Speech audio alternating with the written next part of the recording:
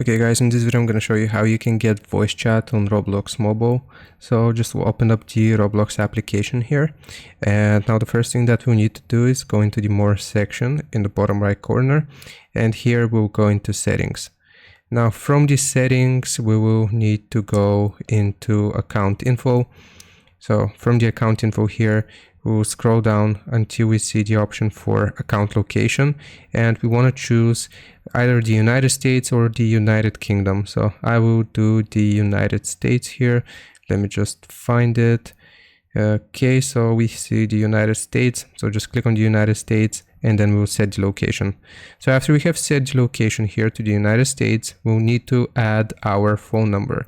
So add your phone number here and you need to verify your phone number. So here we can choose the United States phone number as well. So here just find the United States +1 and type the phone number here.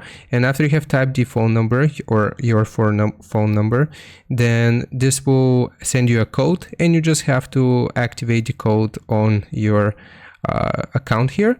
And then after you have done all this, you will be able to find the voice chat in the privacy settings here, and right here underneath the camera to animate you will see voice chat, and you just have to toggle it on, and that's how you do it.